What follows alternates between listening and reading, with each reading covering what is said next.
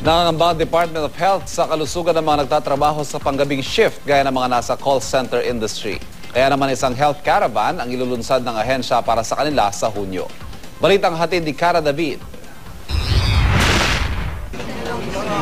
Mataas na sahod at magagandang benepisyo, ilan lamang yan sa mga dahilan kung bakit dumarami ang mga Pilipinong nag-a-apply sa mga business process outsourcing o BPO companies tulad ng mga call center. Pero dahil mga banyagang kumpanya ang kanilang mga kliyente, madalas sa gabi o madaling araw ang trabaho ng mga nasa BPO. Kaya ang Department of Health nababahala para sa kanilang kalusugan. Gusto pa namin malaman, ito ba talaga ang problema nila? May nagkakasakit na ba sa kanila? Gano'ng katotoo yung nakukuha naming impormasyon na wala pang 40 anyos ay umiinom na ng anti-hypertensive drugs. Meron na may diabetes.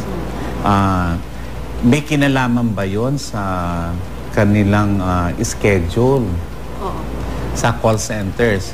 Pero giit ng Business Processing Association of the Philippines o BPAP, wala halos pinag-iba ang mga empleyado nila sa ibang karaniwang manggagawa. People won't be surprised if they see a lot of workers, employees taking their happy hour at 6 o'clock p.m., right? So that's not an issue for a lot of people. But once they see them at 6 a.m., it becomes an alarming issue when in fact it's just really our work hours or baliktad lang. Hindi rin daw totoong maraming lulong sa bisyo sa kanilang industriya. There's no study that's really proven that their behavior is any different from other industries. And in fact, some initial studies we have done showed actually the men in our industry smoke less than the general public. 7 out of 10 describe themselves as taking, alcoholic drink periodically.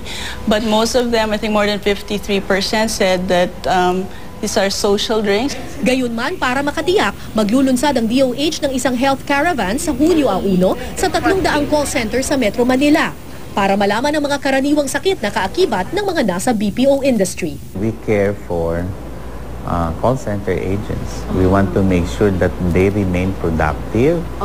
They contribute to our progress. Cara David, GMA News.